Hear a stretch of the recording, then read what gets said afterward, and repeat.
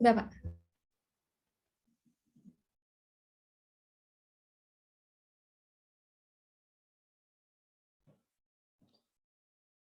Oke, teman-teman, di sini kita udah pertemuan ke-16 ya.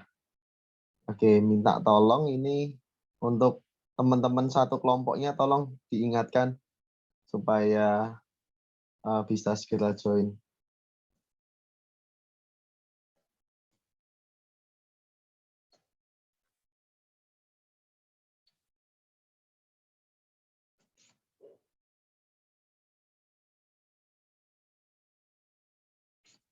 Ya, karena hari ini adalah hari kedua ya sebelum pertemuan terakhir besok, yaitu kita akan membahas mengenai evaluasi ya, evaluasi model. Oke.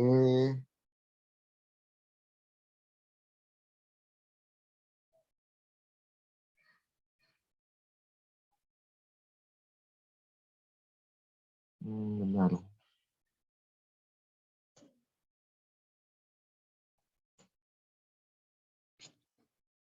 Oke, nah ini profil saya. Oke, kita next aja. Sambil saya up. Oke. Oke, ini deskripsi topiknya ya, teman-teman. Kayaknya lebih enak saya yang share screen aja deh, Mbak. Iya. Gimana, Bentar Pak? ya. Bapak yang share screen? Iya, dari saya aja supaya saya kan bisa menggunakan Oh iya, Keynote. boleh, Pak. Boleh. Berarti ini saya stop dulu ya, Pak. Ya, di stopin dulu aja nggak Ya, apa-apa. sudah, Pak. Oke. Iya, terima kasih. Sebentar ya. Oke, supaya lebih enak belajarnya. Karena kalau nggak sebagai host untuk apa namanya untuk ngasih tanda kayak gitu susah ya. Kadang-kadang nggak bisa. Nah, lebih enak gini. Nah, saya pakai EndNote, pakai Spotlight. Oke, supaya lebih kelihatan. Oke. Ya, ini jadi pertemuan ke-16, teman-teman. Berkaitan dengan membangun model. Nah, ini mengevaluasi hasil dari model yang sudah kita buat ya. Kemarin kita sudah berkaitan mengenai kita belajar mengenai regresi, kita belajar mengenai clustering, kita juga belajar mengenai klasifikasi.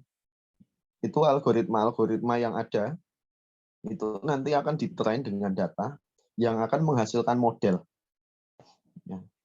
Nah, sebetulnya pertemuan dua hari terakhir ini pertemuan yang penting ya.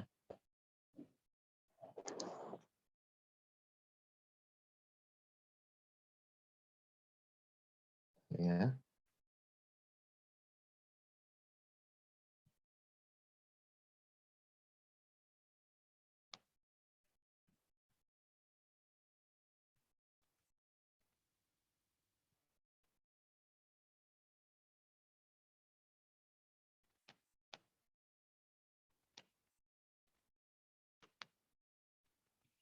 Oke, saya up supaya nggak cuman beberapa orang saja ya. Ya, oke, ini ada Junior sama ada Ida aja nggak apa-apa. Mengevaluasi hasil permodelan, jadi dari data yang udah menjadi model kita lakukan evaluasi sampai sukses. Ya, melakukan proses review ini kita lanjutkan aja. Model yang diukur itu tergantung pada kasusnya ya, kasus yang kita pilih.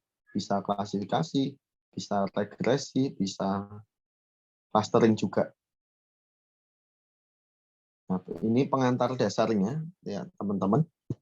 Pengantar dasarnya adalah salah satu pekerjaan dalam membangun model adalah mengevaluasi kinerja dari model yang sudah kita buat.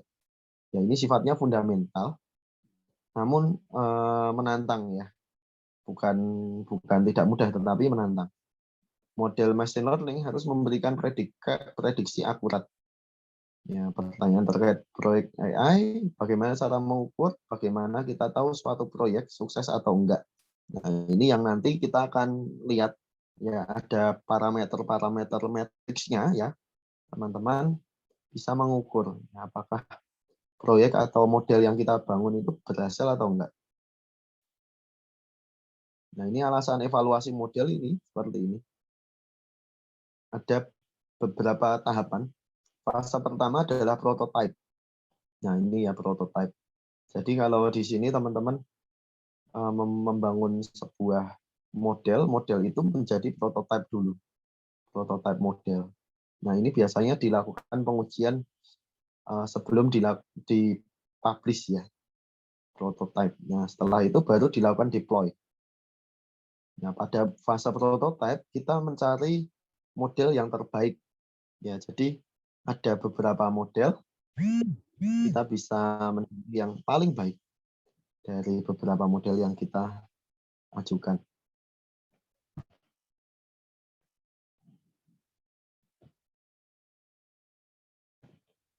Oke. Setelah puas dengan model prototype, lanjut ke deploy ya. Ya, jadi kalau deploy ini memang udah siap dipublish keluar gitu ya. Alasan evaluasi model terdapat perbedaan antara historical sama data yang real time.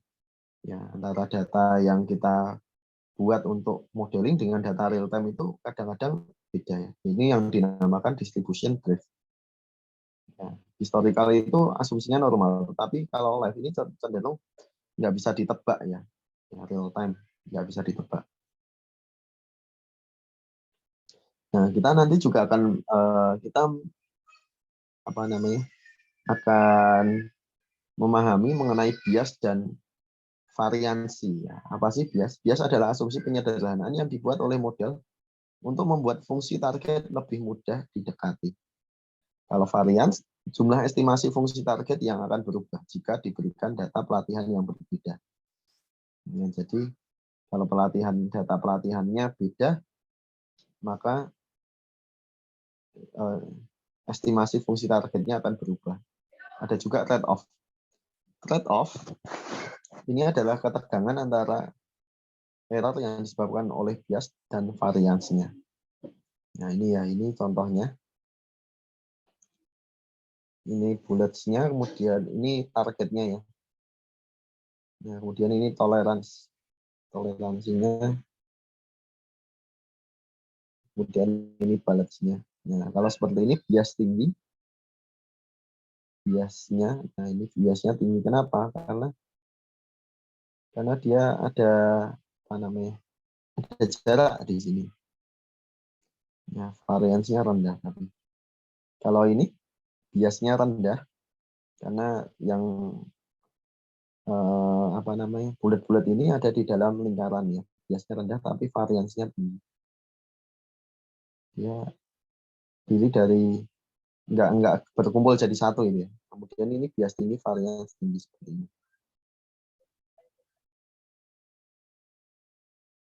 Oke. Bias dan variansi berikut adalah beberapa cara menangani.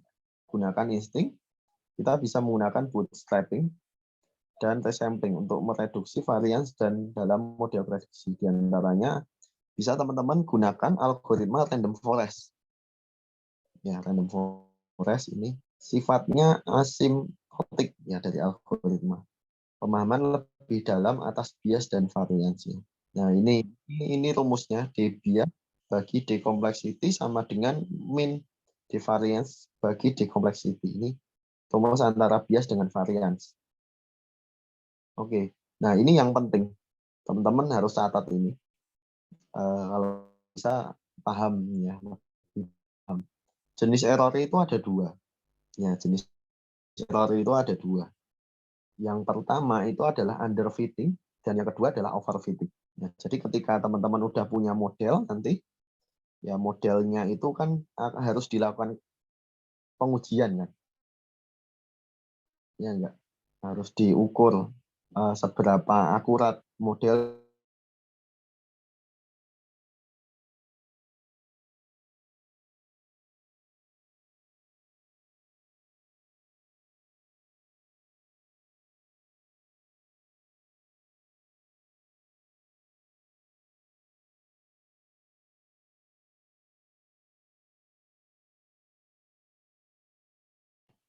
Oke. Dengar suara saya, Mas ya? Masih dengar suara saya? Masih, Pak. Masih Oke. jelas. Oke. Nah, jenis error seperti ini, kalau underfitting itu ini contohnya ya. Jadi kita membasmi gorila tapi dengan pakai sapu, ya. Nggak cocok ya. Ini maksudnya apa? Menyepelekan. Kita anggap hal yang besar itu kita anggap kecil ya, menyepelekan. Beda dengan overfitting. Overfitting ini kebalikan dari underfitting, yaitu apa namanya? Melebih-lebihkan. Ya contohnya kita rudal lalat. Ya ini kan melebih-lebihkan. Ya, itu jenis error. Nah, ini penjelasannya. Underfitting model dengan bias tinggi kurang memperhatikan data yang disajikan ya. Model dengan biasnya kalau tinggi kurang memperhatikan data yang disajikan. Keadaan di mana model pelatihan data yang dibuat tidak mewakilkan keseluruhan data yang akan digunakan nantinya. Nah, jadi underfitting datanya ini kurang ya umumnya.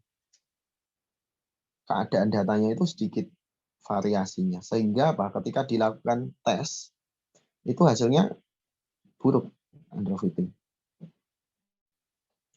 Kalau overfitting apa? Overfitting terjadi karena model yang dibuat terlalu fokus pada training dataset tertentu, hingga tidak melakukan prediksi dengan tepat yang jika diberikan dataset yang lain. Nah, jadi low loss dan akurasi rendah. Nah, overfitting, kalau overfitting ini trainingnya bagus, tetapi ketika tesnya jelek.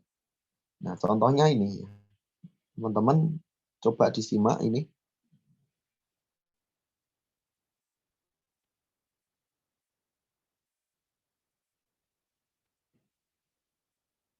Ya, ini underfitting.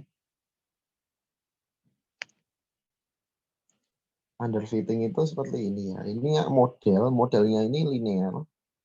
Ya, model itu ditarik garis linear.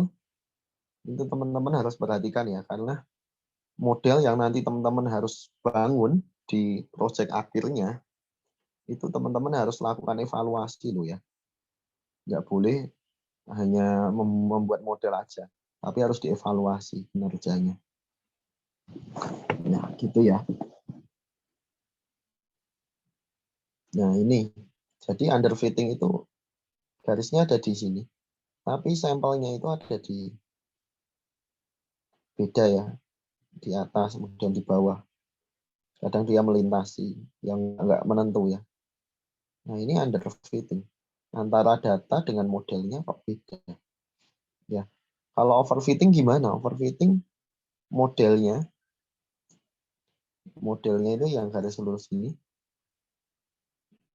Modelnya liku-liku, kemudian sampelnya juga jadi nggak pas gitu ya. Sampelnya sama dengan modelnya. Ya, kalau proper generalization seperti ini harusnya. Ya, dia mengikuti dari model yang kita buat. Gitu ya. Ini ilustrasi dari pemilihan model ya.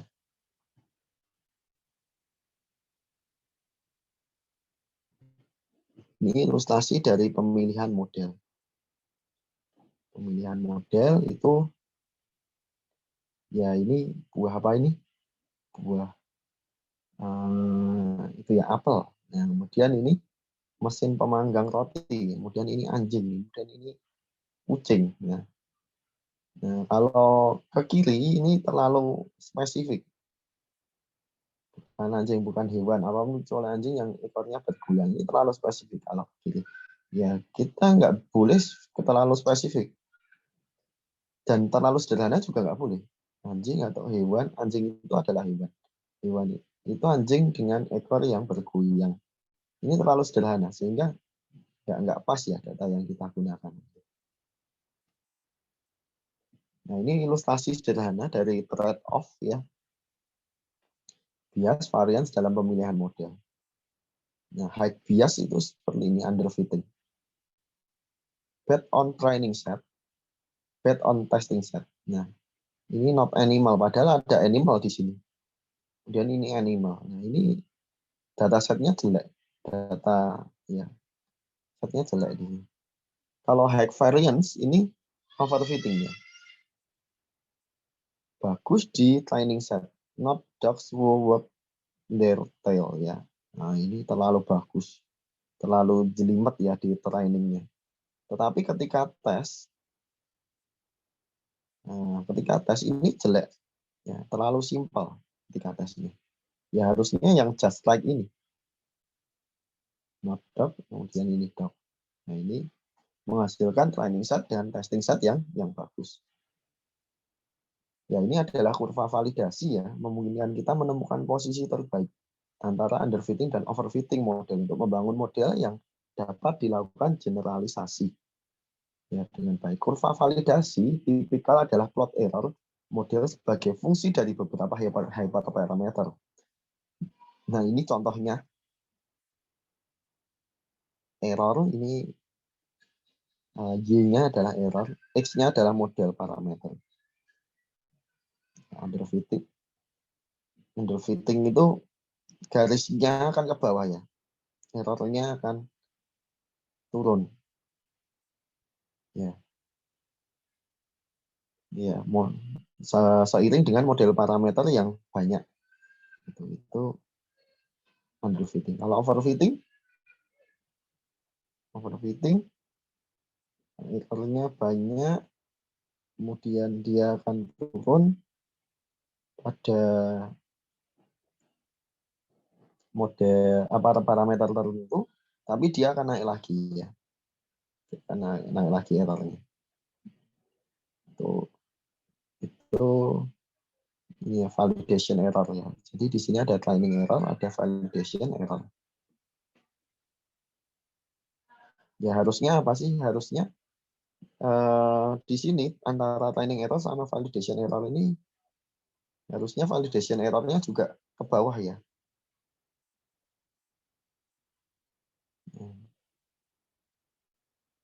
Oke. Itu kurva validasi ya. Nah, cara lain untuk mendiagnosa bias dan variance dalam model adalah dengan menggunakan kurva pembelajaran atau learning. Memplot kesalahan model sebagai fungsi dari jumlah contoh training. Mirip dengan kurva validasi. Kita akan memplot kesalahan untuk data pelatihan dan data validasi. Nah, ini error. Ini train errornya. Training set size-nya kalau lebih tinggi, trainingnya dia errornya lebih tinggi juga kan. Ya. Kalau validasi, ya error semakin ya ini semakin rendah ya, semakin rendah training set-nya, errornya semakin kecil. Ini bias tinggi. Kalau variance tinggi apa? Variance tinggi ini seperti ini, training error dan validation.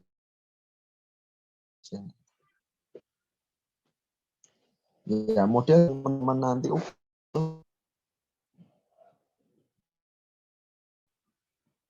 ya model yang teman-teman buat ini terdiri dari beberapa.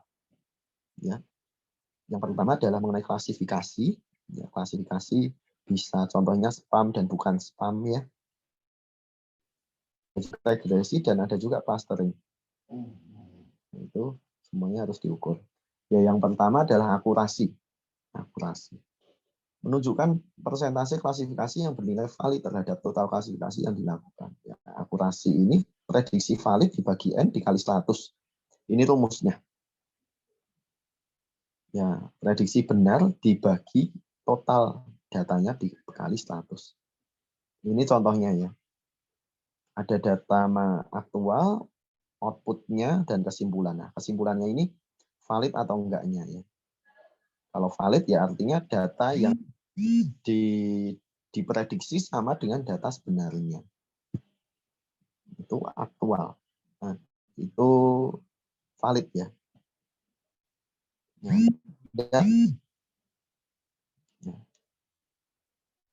T bagi N kali 100. 2. Kenapa? Karena validnya ada 2. 1, 2. 2 per 5. 5 itu semua. kali 100%. Jadi nilainya adalah 40%. Ya. Nah, kita bisa juga menggunakan confusion metric ya untuk melihat sebaran validitas percobaan atau untuk mengkuantifikasi biaya karena terjadinya kesalahan. Bagaimana untuk memahami perbedaan antar kelas? Ya ini contohnya. Ada data aktual, ada data prediksi. Ya, mangga ini benar 19. Apel dia benar 22. Ada sumbu data aktual dan sumbu data prediksi ya. Gunakan konversi, setiap kelas terpetakan satu sama lainnya. Percobaan valid berada pada diagonal utama. Nah ini percobaan validnya. 19, 22, 21, 23.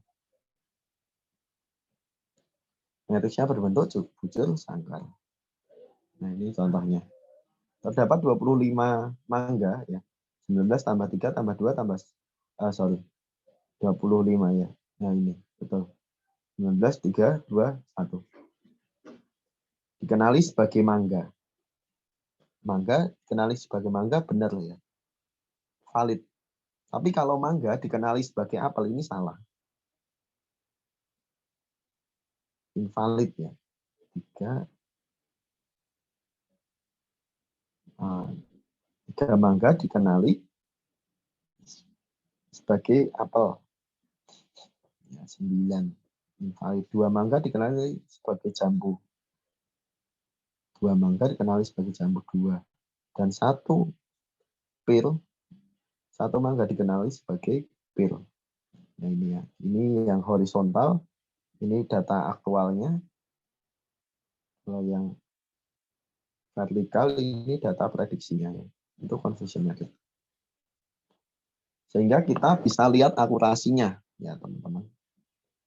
Akurasinya bagaimana? Ini 19 dibagi 25. 25 itu totalnya kali 100. Artinya dia akurasi mangga menebak mangga benar itu 76%. Sedangkan akurasi total pengujian tinggal teman-teman jumlahkan aja.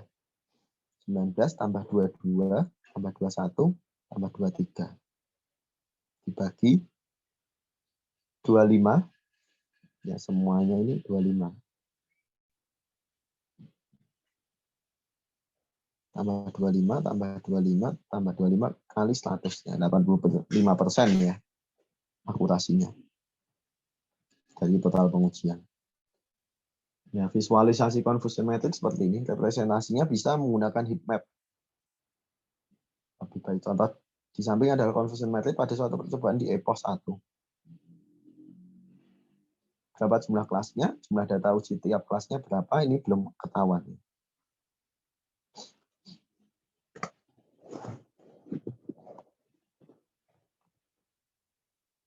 Nah, ini pertanyaan umum. Matrix terbaik enggak?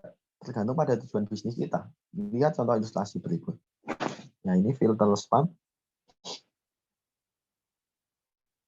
Spam ke spam folder. Kalau enggak ke send to inbox. Ya, filter spam kelas positifnya adalah spam. Optimasi pada presisi atau spesifikasi di mana lebih baik false negatif. Spam masuk ke inbox. Ya, spam masuk ke inbox daripada false positif. Non spam masuk ke junk.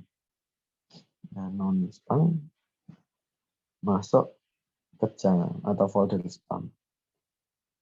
False positif ya itu ya.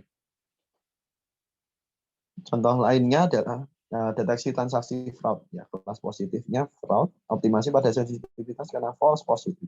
Lebih dapat diterima daripada false negatif. Karena apa? Karena studi kasusnya transaksi fraud. Ya. Nah, ada juga binary classification.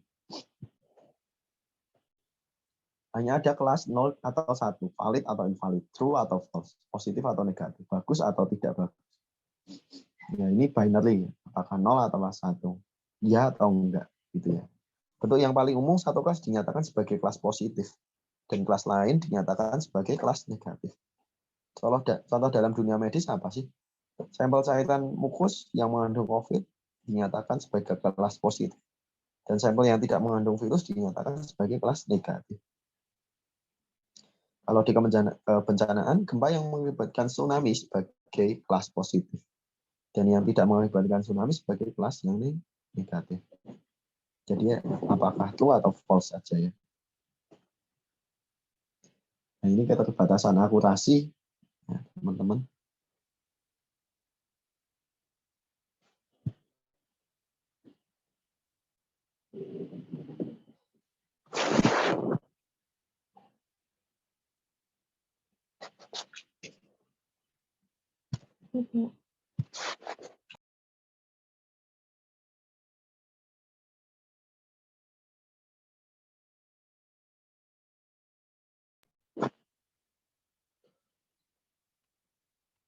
Oke, ini keterbatasan dari akurasi. Ini contoh ya, kasus deteksi pasien COVID.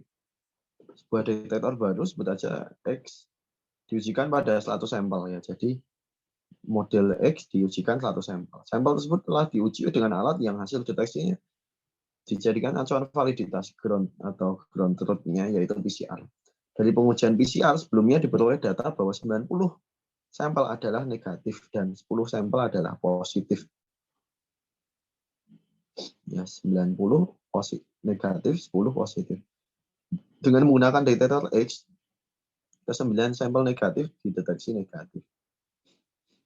90 sampel negatif dideteksi negatif dan 10 positif. Diperoleh hasil bawah 5 sampel dinyatakan sebagai positif dan 5 sampel sisanya negatif. Nah, ini berapa sih akurasinya? Kita lihat.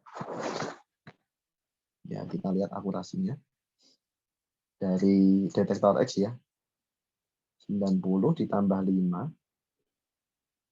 Yang 5 sisanya itu dibagi 90 negatif, kemudian 10 sampel positif kali 100, 95%. Apakah akurasi 95% merupakan hasil yang baik?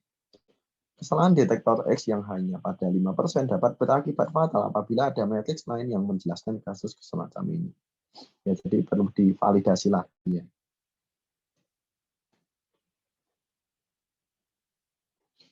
Nah, ini klasifikasi matriks untuk klasifikasi binary ya, confusion matrix untuk klasifikasi binary. Ini nilai yang benar, positif itu namanya true positif. True positif ya. Tapi kalau negatif, tapi dinilai positif, ini false negatif. False positif. Kalau positif dinilai negatif, false negatif. Kalau negatif dinilai negatif, true negatif ya namanya. Ya, klasifikasi yang bernilai valid adalah true positif dan true negatif. Nah, ini contohnya, contoh paling mudahnya. Positif ya udah. You are pregnant, hamil. Nah, kemudian kalau negatif positif, ya negatif positif ya positifnya pasti yang namanya cewek bisa hamil ya. Nah, negatifnya apa? Ini enggak, ya, si dokter menjelaskan dia enggak hamil. Kalau ini positif, ya negatif positif, ya. False positif ya namanya, false positif. Ya. Ya, jadi ini salah ya, false positif. Kenapa? Karena cowok tapi dinyatakan pregnant, ya. False positif. Ada juga true negatif. True negatif. True-nya adalah cowok, negatifnya ya ini ya negatif tuh bahwa cowok enggak hamil. Nah, contohnya gitu. Nah, ini matriks pada klasifikasi binary ya. Ada true positif, ada true negatif, ada false positif, ada false negatif. Nih, kalau nilai aktualnya negatif, diprediksinya benar negatif, maka true negatif. Kalau nilai prediksinya positif, nilai aktualnya negatif, false positif. Ya ini rumus-rumusnya ya, ada akurasi, ada specificity, ada recall, ada precision.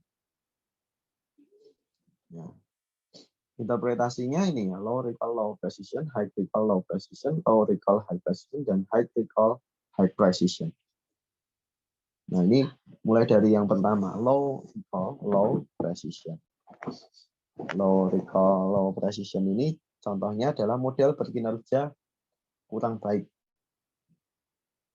Baik false negatif dan maupun false positif. Nilai besar pada model ini. Ya, false negatifnya banyak dan false positifnya juga banyak.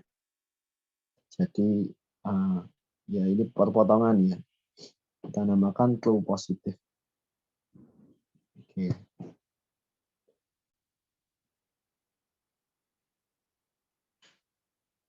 Sorry, kita namakan true negatif. Ya, low recall, low precision ini modelnya kurang bagus.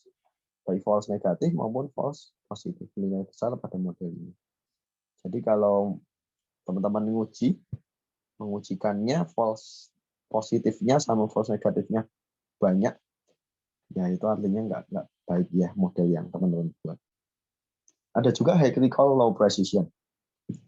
Sebagian besar data positif dapat dikenali dengan baik.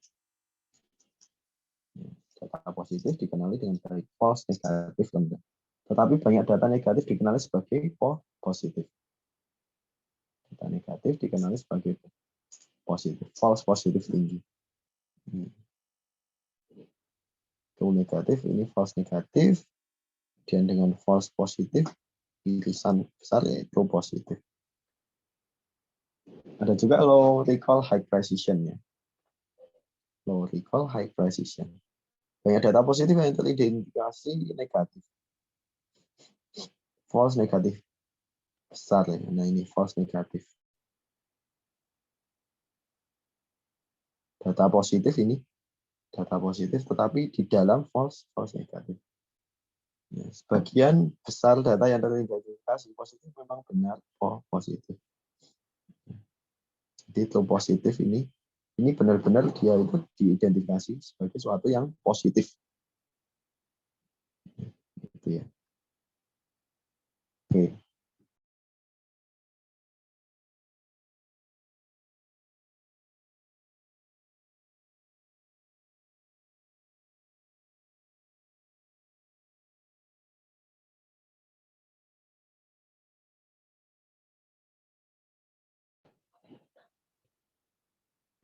Oke. Kalau ini high recall, high precision ya. Model memiliki kinerja yang baik. Kalau ini false positif maupun false negatifnya rendah. Nah, ini bagus ya. Kalau high recall, high precision ini bagus.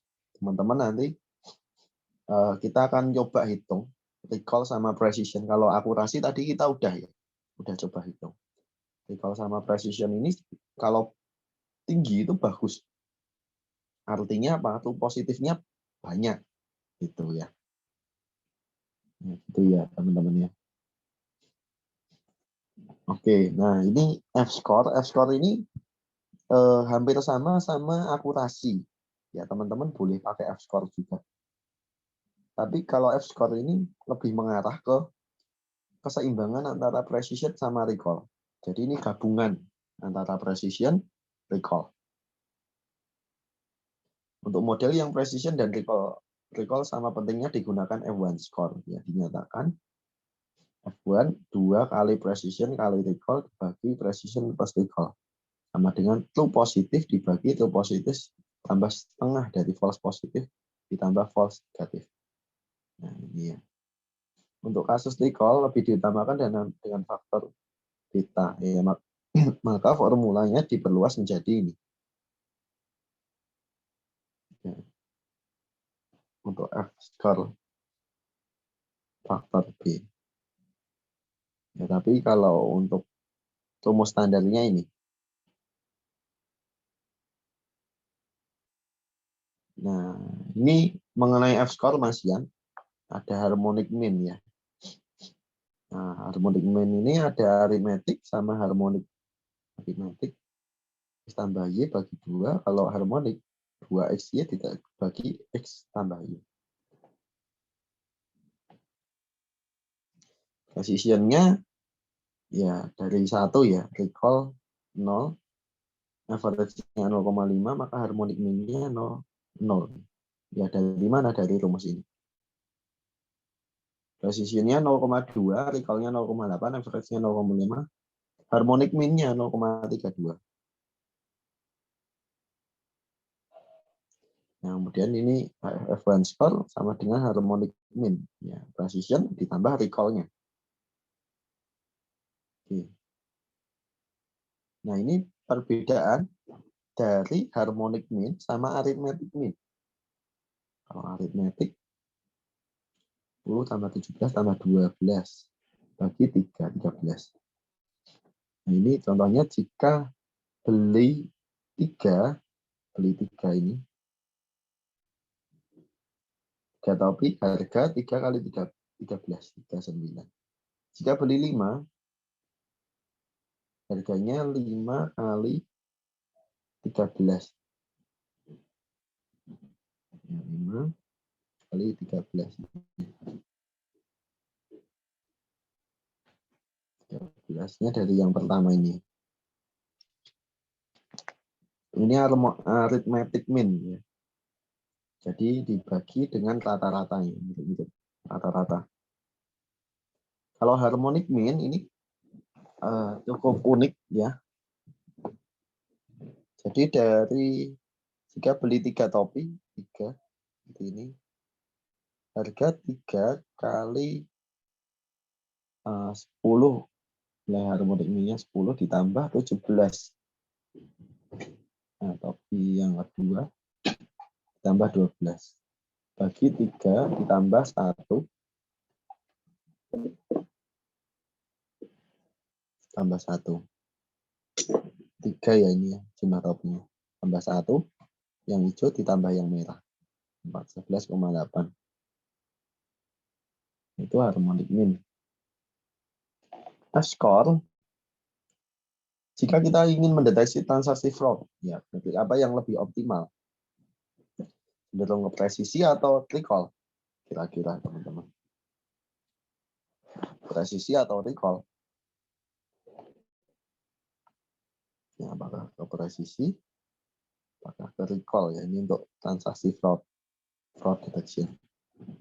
Jika kita ingin mendeteksi transaksi fraud, yang lebih optimal cenderung ke recall. Karena lebih baik kita mendeteksi banyak transaksi yang dianggap fraud. Betul ya. Jadi kalau itu bukan fraud tapi kita deteksi fraud kan lebih aman daripada apa? Daripada nggak fraud tapi ya ternyata fraudnya lolos alias kebobolan. Jadi memang lebih kita harus bisa menganalisa. Kalau masalah ini kita cenderung ke recall atau ke precision atau ke accuracy.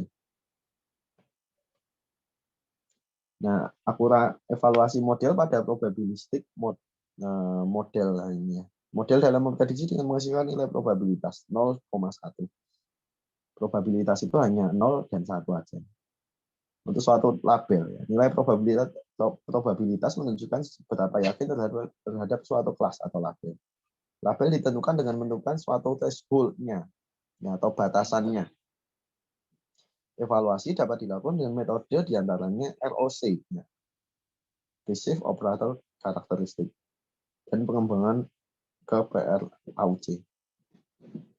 Kemudian bisa juga menggunakan logarithmic loss function. Nah, itu. Ini contohnya ya evaluasi ROC seperti ini. Memplot antara recall-nya. ROC ini pertemuan antara recall sama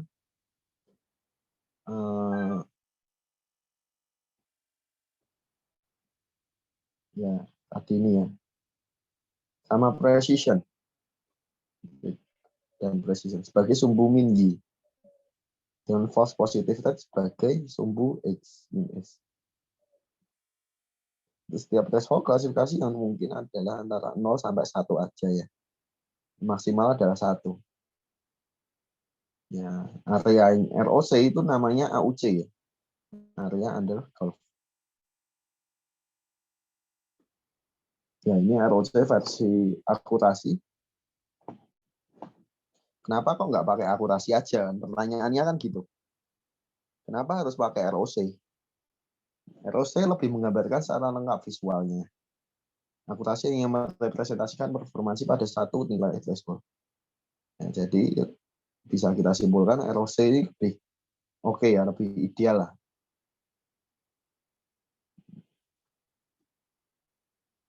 Ini alternatif lainnya. PR ROC, plotting antara precision sumbu Y dan vertical sumbu X. Digunakan untuk kelas yang minoritas yang menjadi perhatian utama cukup kecil. Precision, vertical.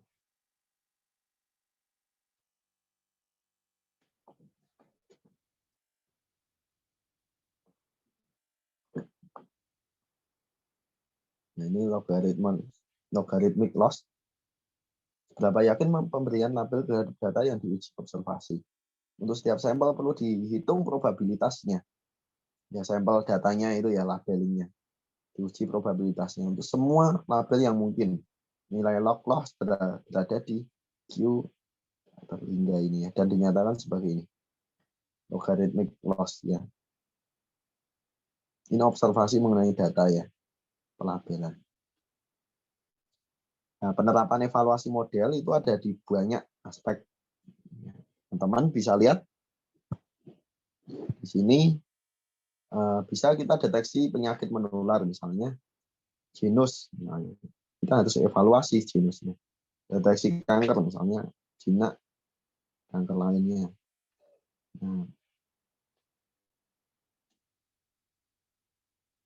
Nah, ingat kembali detektor X untuk kasus COVID. Nah, dari parameter evaluasi, true positif, true negatif, false positif, dan false negatif. Parameter mana yang perlu ditekan? Ya, dari parameter false positif dan false negatif, parameter mana yang paling krusial? False positif atau false negatif? Nah, kalau di kebencanaan, teman-teman bisa gunakan untuk deteksi gunung meletus, gunung kemarau, deteksi kemarau panjang, deteksi banjir, gempa bumi, dan tsunami. Nah, oke. Ya, kalau di telekomunikasi bisa kita deteksi spam, hoax, fraud detection, dan pembajakan akun. Ini false negatif dibandingkan false positif ya. Ya, kalau false negatif itu apa? Diprediksi tidak ada tsunami, namun ternyata ada tsunami. Kalau false positif diprediksi ada tsunami, tetapi tidak kejadian. Gitu.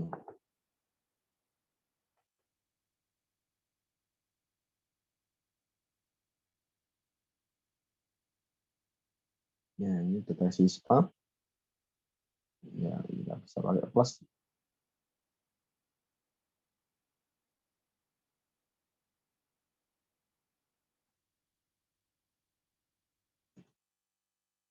Ya, ini beberapa kasus aplikasi dengan kelas imbalance problem. Ada satelit radar, ya, ada aplikasi detection of oil spills in satellite radar image, bocoran minyak ya, detection yang lainnya, software defect prediction.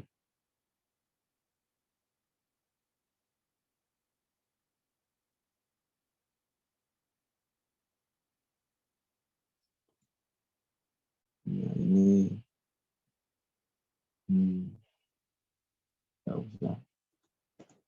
nggak usah. Oke, ini sampai sini ya. Alternatif pilihan matriks untuk imbalance dataset ya. Jadi kadang itu dataset yang kita miliki itu nggak balance ya, timpang sebelah. Nah, ini ada alternatif pilihan matriks. Ya, pertama kali kita harus menanyakan what do you want predict ya.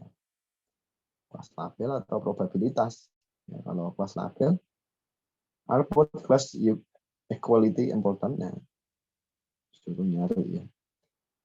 Is the positive class more important? Dan bisa menggunakan Kimin 80 sampai 90%. Nah, aku tak dan seterusnya. Pengayaan ya, ini model evaluasi untuk segmentasi. Kalau tadi kita evaluasi model untuk klasifikasi, kalau ini untuk segmentasi. Nah, oke, barangkali ada yang mau tanya dulu, silahkan. Tadi yang klasifikasi.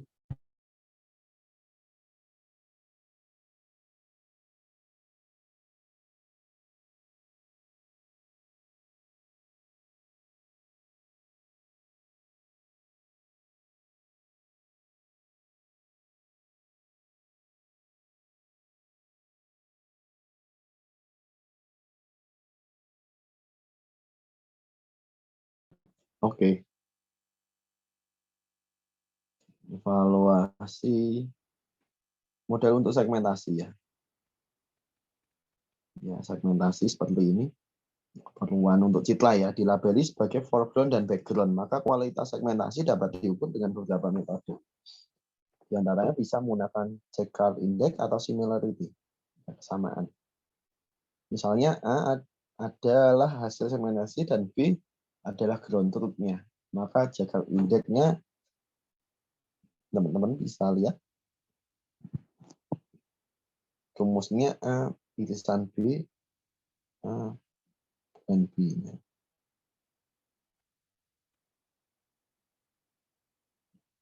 Ya, seperti ini.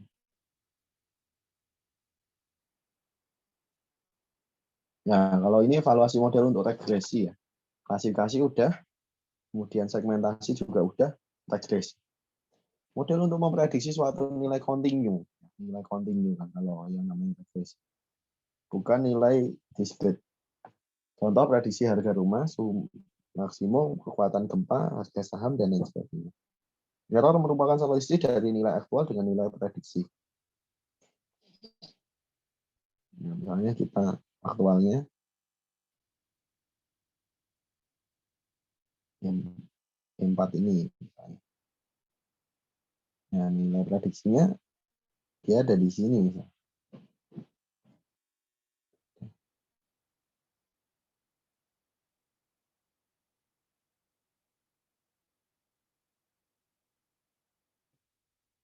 Ya, ini evaluasi model untuk regresi ada mean absolute error, ada relatif absolute error, ada MSE, ada RSE, dan lain sebagainya. Ya, mean absolute error itu apa? Mean absolute error ada setiap selisih error diambil nilai mutlaknya, untuk selanjutnya dijumlahkan. Ya, makanya ini ada nilai mutlak ya. Jumlah nilai mutlak semua error dibagi rata dengan banyaknya sampel sehingga diperoleh nilai rata-rata error. N sigma YC kurang Y. Nah, ini rumusnya. N itu banyak sampel, YC nilai aktual. Nilai Y yang ini adalah nilai prediksinya.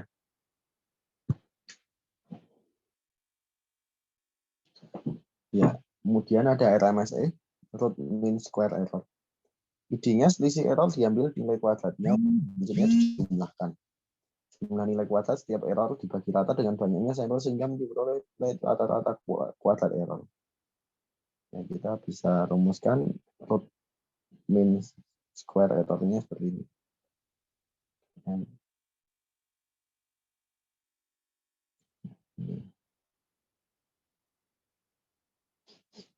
Ya, RMSE memiliki fungsi kuadratik yang bersifat kontinu dan dapat diturunkan. Jadi kalau teman-teman mau evaluasi hasil regresinya bisa pakai RMSE. Contohnya.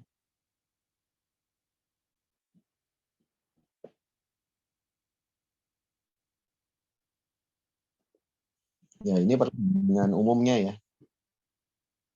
Mean absolute error, residual aberration-nya absolute value. Ya, close to outlier, yes.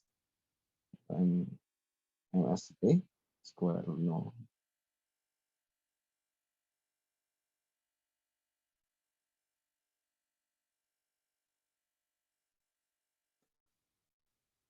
Ya, ada juga pengukuran performansi pada clustering, termasuk unsupervised learning ya, karena tidak berlabel ya, teman-teman ya. Tujuannya kita kelompokkan data dengan yang mirip-mirip aja. Contoh bisa menggunakan Silhouette, coefficient, atau run index, atau mutual information, dan lain sebagainya ya. Ini adalah cara pengukuran untuk clustering. Ya, ini Silhouette coefficient seperti ini. Sama dengan B min A maksimum A, B. A-nya adalah rata-rata jarak sebuah sampel dengan sampel lainnya di cluster yang sama.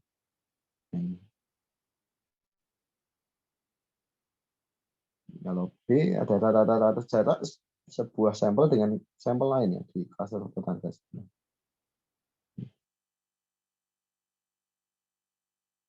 Itu bisa kita menggunakan Silhouette coefficient.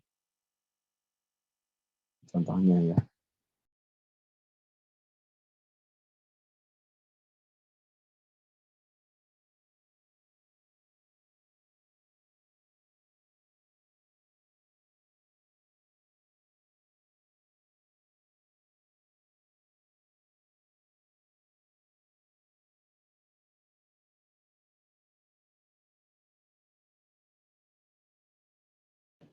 Oke.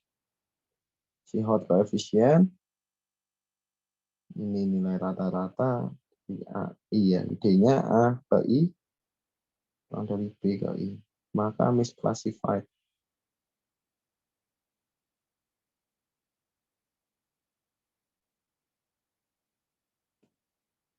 Oke, ini kita lanjutkan aja. Silhouette coefficient ini rumusnya ya. Calculate for each point ya. Kita mengkalkulasi jarak antar titik poin. Membandingkan model ya. Model yang telah dibangun diharapkan memiliki akurasi yang lebih baik. Itu harapan. Dua buah model yaitu model 1 dan 2 dilakukan pengujian terhadap 10 data dengan hasil seperti yang di samping. Dengan menghitung rasio jumlah percobaan valid terhadap jumlah percobaan yang diperoleh. 1, 2, 3, 4, 5, 6.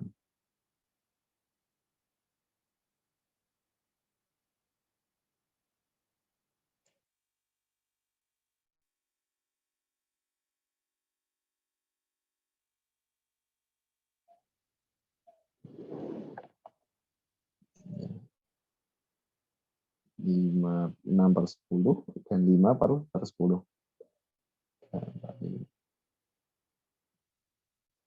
Nah, akurasi model yang lebih tinggi belum cukup untuk dapat diklaim bahwa model tersebut lebih bagus. Nggak bisa ya.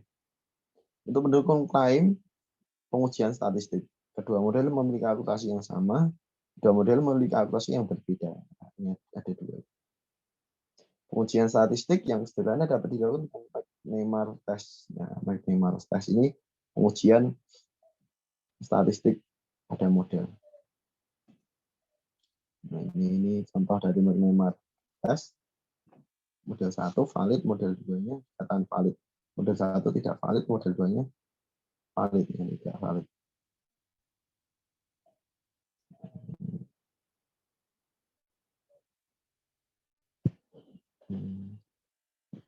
Oke, ini McNemar test ya.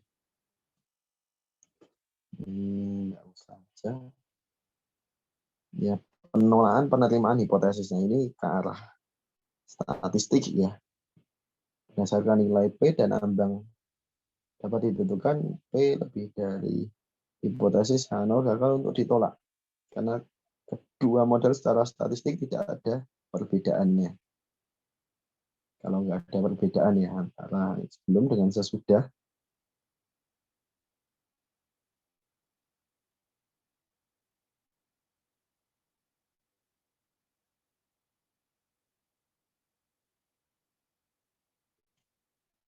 Ya, ini source code-nya ya. Pakai McNemar, kemudian kita asumsikan tabel kontingensi sudah tersedia. Kita pakai McNemar, mengambil nilai statistik dan p-value.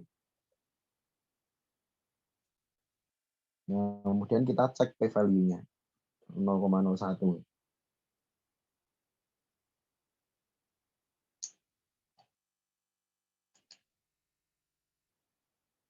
Ini bahan bacaannya ya.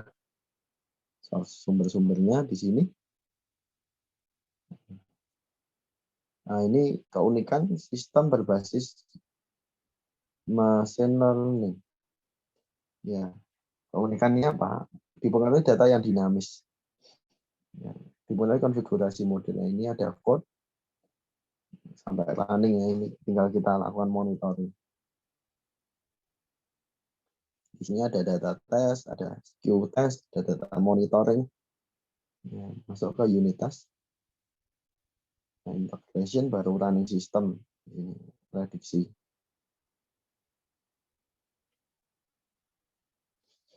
Ya, Google Machine Learning Test Score menguji sistem berbasis machine learning melalui 28 fitur yang secara umum dikelompokkan menjadi 4. Memelihara semua fitur dalam skema. Hanya menyimpan fitur yang penting dan tidak terlalu rumit. Membuat model dalam lingkungan yang catat perkembangannya. Membangun pipeline machine learning terintegrasi yang dapat didebak dengan mudah. Dan yang terakhir memantau ketidaktersediaan atau perubahan data. Nah, kita pakai Google Machine Learning. Nah, ini tentang data ya, ada ekstraksi fitur, tentang data, semua fitur bermanfaat, tidak ada biaya fitur yang terlalu banyak, sampai semua kode fitur input diuji. Nah, ini berkaitan dengan model.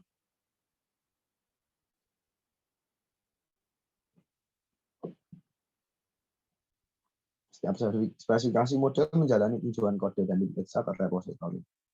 Matrix Toxic Offline berkorelasi dengan matrix dampak online. Semua hyperparameter telah di-setel ya, Pak Telnes. Hal ini pelatihan dapat diproduksi, kode spesifikasi model diuji unit, pipeline machine learning diuji integrasinya. Monitoringnya, perubahan ketergantungan menghasilkan pemberitahuan, data invarian bertahap dalam pelatihan dan penyajian input, dan seterusnya. Ya, ini sumbernya ya. Oke, kalau ada kuis silahkan dikerjakan di Spada. Baik, terima kasih. Baik, rekan-rekan. Oke, ada yang mau ditanyakan dulu silahkan. Oh, ada.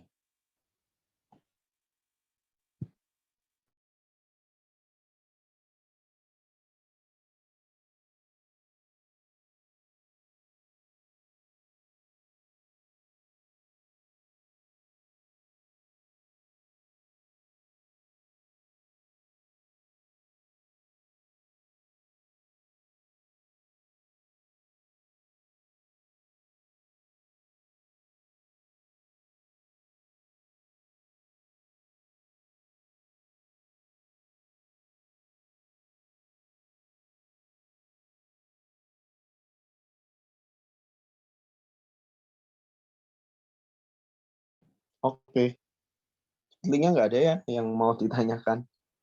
Oke, kita langsung praktek aja ya. Oke, kalau udah langsung kita praktek. Silahkan. Langsung Mbak Samara bisa share screen ya untuk praktiknya. Oke, baik Pak. Saya yang share screen ya Pak. Bentar. Ya.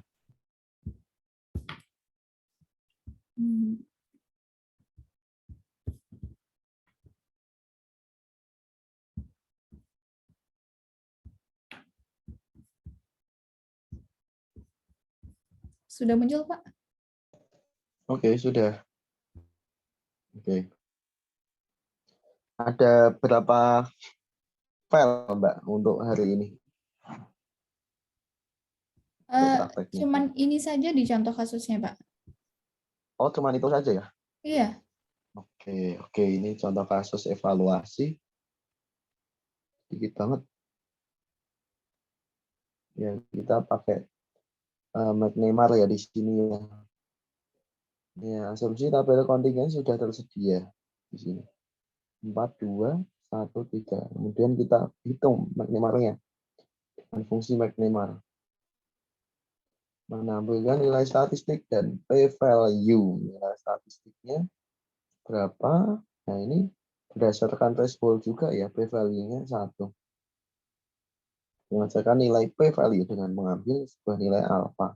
Alfanya 0,01. Ya ini ya, p-value lebih dari alfa enggak?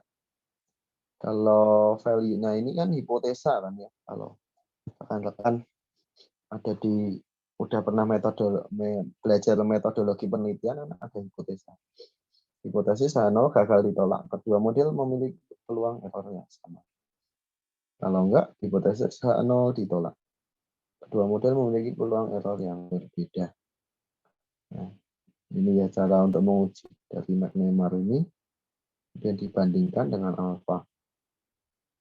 Oke, ke bawah lagi, Mbak.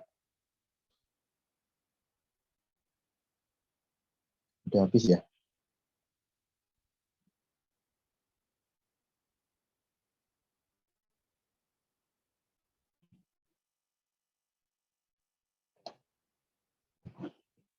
Oke.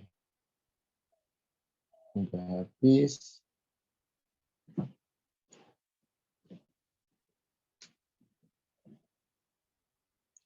Oh iya, minggu lalu itu kita hari Jumat ya.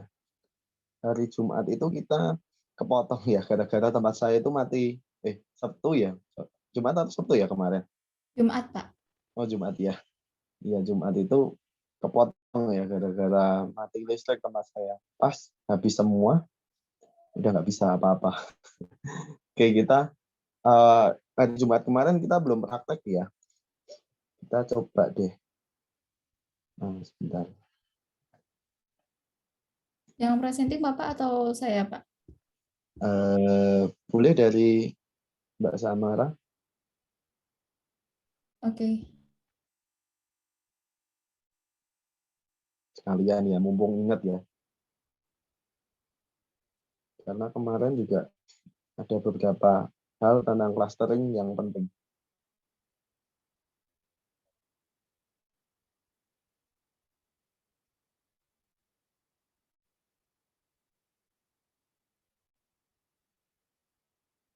Ya memang kita melakukan evaluasi sebuah model itu tergantung model yang kita bangun ya. Apakah klasifikasi, apakah regresi, atau clustering. Ya, tadi sudah kita tunjukkan ya. Kalau clustering teman-teman bisa pakai yang A, kalau klasifikasi teman-teman bisa pakai akurasi atau ROC gitu ya. Nah, dengan kelebihan dan kekurangan masing-masing.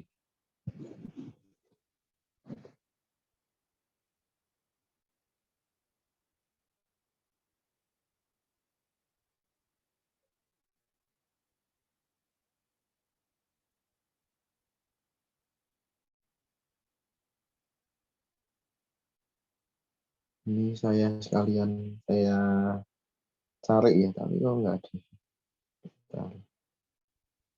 Udah ketemu belum, Mbak? Yang minggu lalu. Oke, udah ketemu. Sudah muncul, Pak?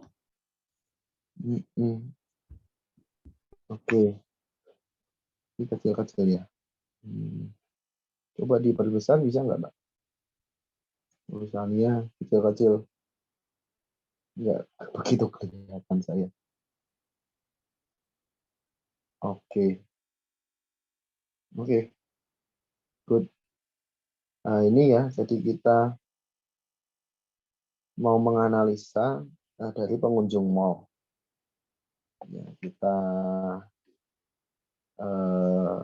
menggunakan K-mean, tapi untuk menentukan K-mean, kalau kemarin rekan-rekan masih ingat, kita harus menentukan elbow-nya, sikunya kan. Siku itu K yang paling optimal, gitu. Nah, ini dataset iLog 3,4 ini untuk dari kolomnya ya, values. Kemudian kita kasih K-means, cluster K-mean. Kemudian WCSS, ini untuk data yang mau kita klasterisasi ya. K-mean.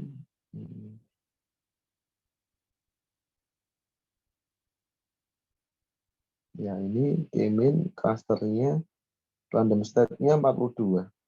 Kemudian kita fitting di sini nilai X-nya. Nah, X itu nilai dari dataset yang tadi ya. K-means. Nah, kemudian cluster number, kita lihat elbow-nya mana. Nah, oke, ke bawah lagi. Nah, elbow-nya ini. Ya, jadi elbow itu ya, jumlah cluster ya, untuk menentukan jumlah cluster. Ya, jadi yang penurunannya udah nggak signifikan yang mana? 5 ya kalau nggak salah. 5 bisa, 3 bisa. Ya, ini jumlah clusternya 5, kita buat 5. Ya, K-means-nya dari 0 sampai 4. 0 sampai 4. Nah, kita visualisasikan di sini dengan warna yang berbeda. Blue, red, magenta, cyan, dan green. Ya. Oke, nah centroidnya S-nya ini 300. Oke, ke bawah lagi, Mbak. Nah, jadi ada 5 klaster seperti ini ya, dari mall dataset tadi. Nah, centroidnya yang kuning, titik tengahnya. Ya, kalau kita kasih 3 klaster. 3 klaster gimana nih hasilnya? Coba ke bawah. Oke, ke bawah lagi. Nah, ini 3 klaster. Kedua, tiga hampir sama sih ya. Karena tadi kita lihat elbow-nya itu 3 dengan 5 kan. Next. Oke. Oke, coba yang lain.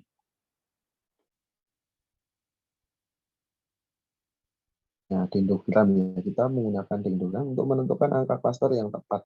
Ya, selain elbow, kita pakai dendrogram boleh. Ya. Kita menggunakan Skype di sini. Sorry, sebentar. Kita pakai Skype. Kemudian setelah itu kita plotting dendrogramnya.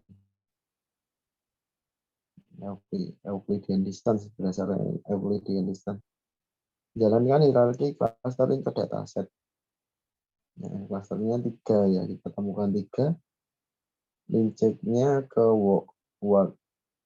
Nah, jadi ada 5 di sini, 5 cluster. Ketemu 5 cluster dari hasil dendrogramnya. Nah, coba ke atas lagi, Mbak. Coba saya lihat lagi. Ketemu 5. Atas lagi ya. Oke, dendrogramnya aja. Ke bawah lagi. Nah, oke. Cukup. 1, 2, 3, 4, 5. 45. Jadi dari ini. Ya, jadi untuk menentukan dendrogram itu yang paling besar ya. 1, 2,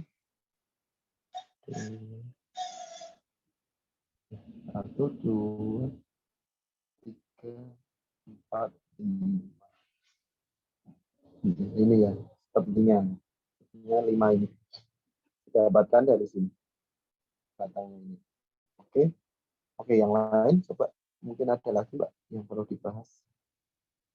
Nah, ini contohnya dari DBScan. Ya, oke. DBScan ini memang untuk perhitungannya ya nggak begitu jelas ya. Ya, kalau Kemin jelas, kalau DBScan kurang begitu. Tapi lebih bagus daripada Kemin kan kemarin ya untuk kinerjanya. Nah, ini generate sampel dulu. Nah, kemudian ya ini bertahan. Ya, ini kok tinggal sedikit ya. Tadi ada 10, ini sekarang tinggal 6. Junior, Ida, Sofi ya. Nah, tolong jangan lambaikan tangan ya. Oke, kalau bisa sih manggil teman-teman lainnya. Ya, kita kurang sebentar lagi kok. Kemudian kita feed, kita transform ya data yang ada. Untuk kita olah ke dalam DBScan. Ya, kita buat DBScan-nya. Nah, ini. Oke, kemudian tabelnya, kemudian kita buat jumlah klasternya. Kita estimasi jumlah klasternya, noise point-nya berapa. homogeneity-nya berapa di sini, completeness-nya berapa, dan measure-nya berapa. Ke bawah lagi, Mbak.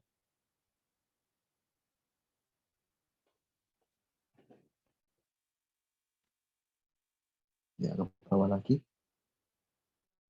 Ya, oke. Nah, kemudian setelah itu baru kita plot unique level, spektral, fast member, dan lain sebagainya. Ya, kemudian kita estimasi jumlah clusternya. N cluster ya. Oke, ke bawah lagi. 3 ya. Nah, di sini teman-teman bisa lihat ya. Teman-teman bandingkan dengan yang Kemin tadi. Kemin tadi sangat banyak noise-nya Mas Yan ya.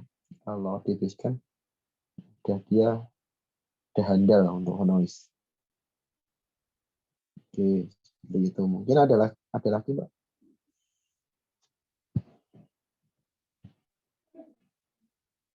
Selain di Basecamp.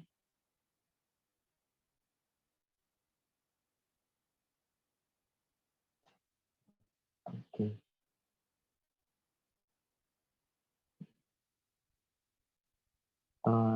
Ini yang tadi di Basecamp ya. Ini.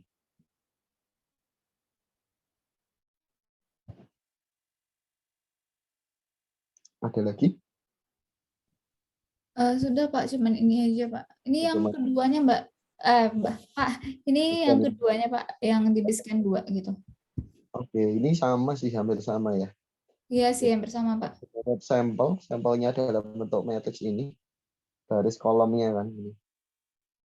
Sorry, saya tanda ini. Nah, ini garis kolomnya, kemudian itu kita ubah menggunakan standard scalar, kemudian kita compute dengan DBSCAN. Tapi kalau teman-teman ingin menghitung manual DBSCAN itu sangat susah ya. Paling mudah Kemin sih.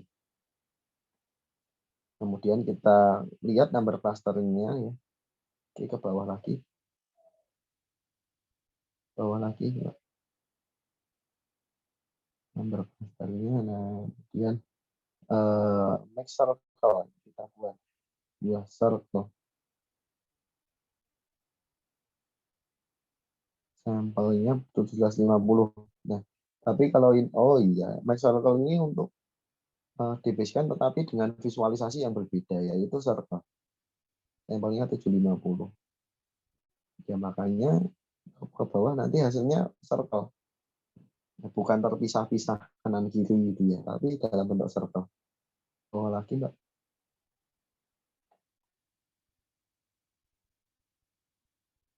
Nah, ini ya, data itu disebarkan dalam bentuk circle. Ya, ini antara kuning. Jadi ada 2 label ya, kuning dengan biru. Itu fungsi dari make circle. Oke, baik. Oke, sepertinya udah pada lelah ya ini ya. Tetap semangat ya. Mbak Ida, Mas Junior, Mbak Sofi, tetap semangat. Besok tinggal 1 kali lagi. Kita udah selesai. Ya, saya izin pamit besok ya. Dan juga tolong teman-teman yang lain, tolong dikasih tahu ya supaya, apalagi kalau dalam satu kelompok. Ya semangat lah pokoknya. Belum menghadapi ujian akhir kok. Tinggal berapa hari lagi, teman-teman. Ya barangkali ya bisa lulus deh ya, lulus kemudian setelah itu teman-teman bisa ikut sertifikasi gitu kan, itu lebih bagus ya karena sertifikasinya sertifikasi nasional dari BNSP loh ya, itu harganya mahal gitu ya kalau teman-teman sertifikasi sendiri ya, tetapi ini kan memang kita dikasih wadah kan ya, dari Dikti ini supaya teman-teman belajar mengenai data science. Nah, saya lihat itu pernah melihat ya, pelatihan data science itu memang mahal ya, jutaan kalau teman-teman ingin tahu. Makanya ini yang kita pelajari selama dari November kemarin sampai Desember ini adalah sesuatu yang mahal loh. Jangan salah, ini mahal sekali. Bahkan ada beberapa materi itu yang saya sendiri awam di situ. Nah, karena memang data science ini, waduh ya memang widely ya, jadi besar ya cakupannya gitu ya. Jadi jangan sia-siakan waktu, kemudian setiap kesempatan yang memang diberikan di program micro credential certification ini. Ya, walaupun besok udah selesai, tapi teman-teman saya harapkan tetap ya, kalau teman-teman ingin memang benar-benar antusias di dalam data science, ya pelajarilah lebih lagi. Jangan sampai ketika udah lulus pelatihan selesai gitu, jangan ya. Karena sekarang udah semuanya zamannya AI ya.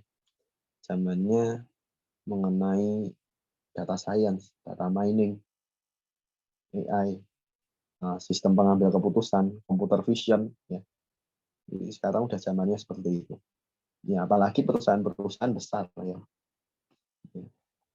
Karena memang kata banyak orang saat ini itu data scientist itu adalah pekerjaan yang paling ideal. Paling ideal, yang paling sering dicari. Ya kalau perusahaan kecil sih nggak perlu, tapi kalau perusahaan luar negeri seperti itu, perusahaan internasional itu mereka udah luar biasa merekrut data scientist. Bahkan ada survei ya di US kalau nggak di mana itu, pekerjaan yang paling menggiurkan itu salah satunya kalau di dunia komputer ya, dunia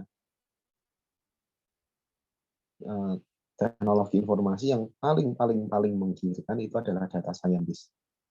Itu yang paling ideal ya. Nah, itu ya. Jadi jangan sampai teman-teman hanya karena pelatihan sudah selesai, teman-teman berhenti mencoba. Teman-teman berhenti belajar. Saya sendiri masih terus belajar ya sampai sekarang. Ya baik, mungkin seperti itu dari saya. Kurang lebihnya saya mohon maaf ya. Nah, besok tolong lebih semangat lagi. Ya, kalau perlu di ya berapa puluh kali gitu ya Mbak Samara ya, supaya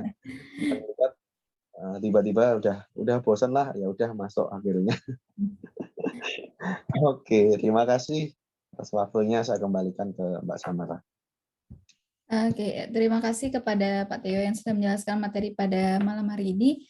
Untuk teman-teman jangan lupa tugasnya dikerjakan. Nanti juga di pertemuan selanjutnya juga ada kuis, cuman nanti kuisnya akan muncul ketika soalnya udah ada gitu teman-teman. Jadi kalau ada kendala bisa ditanyakan langsung kepada saya atau kepada Pak Teo. Terima kasih untuk malam hari ini. Assalamualaikum warahmatullahi wabarakatuh.